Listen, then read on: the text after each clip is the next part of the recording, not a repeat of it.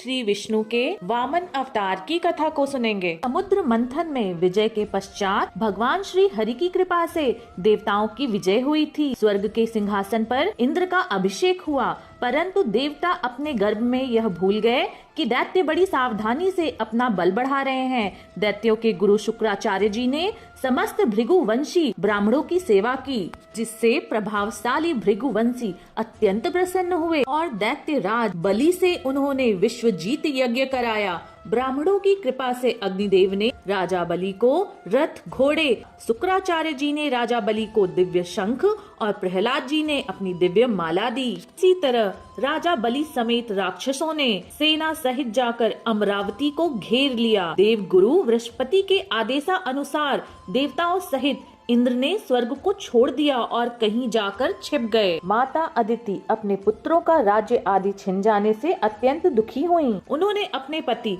ऋषि कश्यप जी के उपदेश से पयोव्रत किया।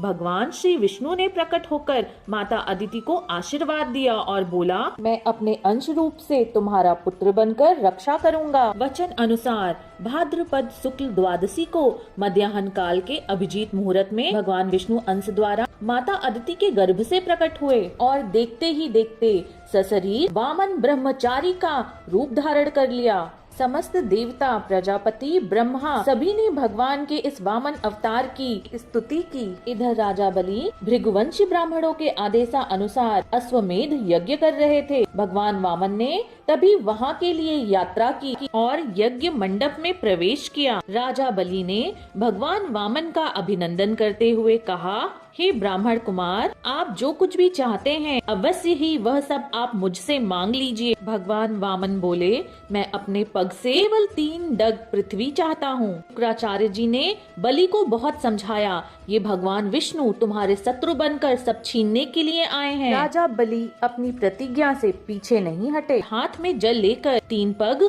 पृथ्वी का संकल्प कर दिया। भगवान वामन ने पहले पग में ही समस्त पृथ्वी नाप ली, दूसरे पग से समस्त दिशाएं और स्वर्ग नाप लिया, तीसरा पग रखने के लिए कोई वस्तु ना बची। तब भगवान का वह पद सत्यलोक में पहुंच गया।